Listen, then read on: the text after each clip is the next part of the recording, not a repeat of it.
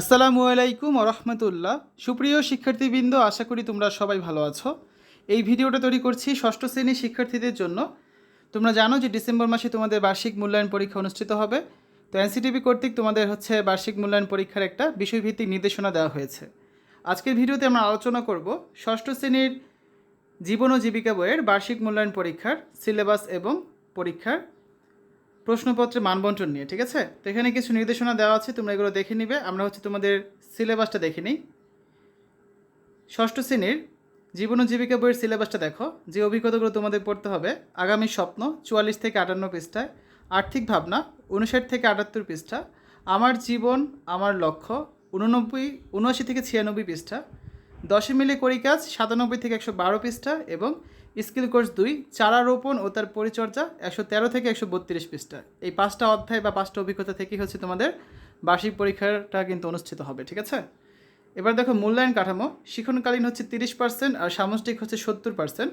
এই 30% শিক্ষণকালীন মূল্যায়ন কীভাবে করা হবে দেখো। অ্যাসাইনমেন্ট বা ব্যবহারিক কাজ থাকবে, এখানে থাকবে 10 নাম্বার। যেমন তোমাদের পাঠ্য বইয়ের 56, 72, 108, 110 এই কাজগুলো দেওয়া হতে পারে, বা ব্যবহারিক কাজ হিসেবে 105, 106, 107 এই পৃষ্ঠার কাজগুলো দেওয়া হতে পারে। এগুলো সবই কিন্তু নমুনা, এই কাজগুলো আসবে এমন কিন্তু না। তারপর দেখো অনুসন্ধানমূলক কাজ বা প্রকল্প বা প্রতিবেদন উপস্থাপন, এখানে থাকবে 10 নাম্বার। এখানেও কিছু নমুনা দেওয়া আছে, তোমরা এখানে দেখে নেবে। তারপর আছে শ্রেণীর কাজ, এখানেও থাকবে 10 নাম্বার। তোমাদের বইয়ের যে একক এবং দলগত কাজ আছে, ছক পূরণ, বক্স পূরণ, ফ্লোচার্ট অঙ্কন, এই ধরনের কাজ থাকবে। এই 3 টাইপের মোট 30 নাম্বার, 10 করে। এই 30 নাম্বার তোমাদের শিক্ষণকালীন মূল্যায়ন। ঠিক আছে, এবার আমি আলোচনা করব তোমাদের সামষ্টিক মূল্যায়ন নিয়ে। 100 নাম্বারের একটা পরীক্ষা হবে, এখানে লিখিত পরীক্ষা, এবং এটাকে কনভার্ট করে 70 নাম্বারে তোমাদের প্রকাশ করা হবে রেজাল্টটা। কারণ 30 তো এখানে শিক্ষণকালীন মূল্যায়ন ছিল, আর এখানে 100 তুমি যদি 80 পাও, 70 কত হবে 56। এভাবে করে 100 যাই পাও না কেন সেটাকে 70 কনভার্ট করা হবে। তো দেখো, প্রথমে আছে নৈর্ব্যক্তিক প্রশ্ন। বহু নির্বাচনী প্রশ্ন থাকবে 15টা, 1 করে 15 নাম্বার। এক কথায় উত্তর থাকবে 10টা, 1 করে 10 নাম্বার, এই 25। সংক্ষিপ্ত প্রশ্ন থাকবে 10টা, 2 নাম্বার করে 20 নাম্বার। রচনামূলক প্রশ্ন দৃশ্যপটবিহীন থাকবে 5টা, এখান থেকে তোমাদের অ্যান্সার করতে হবে 3টা প্রশ্ন, প্রত্যেকটা 5 নাম্বার করে, তাহলে 3 5 কত 15।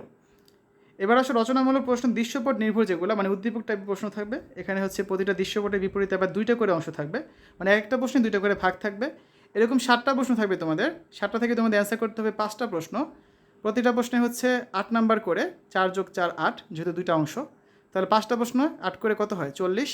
এই মোট 100 নাম্বার। 100 নাম্বারের পরীক্ষা তোমাদের দিতে হবে কত 3 ঘন্টায়। ঠিক আছে, আর বলা আছে 100 নাম্বারে যা পাবে সেটাকে 70% কনভার্ট করা হবে। আমরা তো এটা বুঝিয়েই বললাম। তো এই তোমাদের সিলেবাস এবং পরীক্ষার মান বন্টন। এখানে একটা নমুনা প্রশ্নপত্র দেওয়া আছে, আমরা এটা নিয়ে আগামী পর্বে আরও ডিটেলস আলোচনা করব। এই নমুনা প্রশ্নপত্র তোমাদের শিক্ষকরা এই নমুনা প্রশ্নপত্রের সাহায্যে তোমাদের পরীক্ষার প্রশ্নপত্র তৈরি করবেন। এখানে স্পষ্ট করে বলে দেওয়া আছে কোনোভাবেই নমুনা প্রশ্নপত্র হুবহু ব্যবহার করা যাবে না। ঠিক আছে, জাস্ট ধারণা নেওয়ার জন্য। তো এটা আমরা পরবর্তী ক্লাসে দেখিয়ে দেব।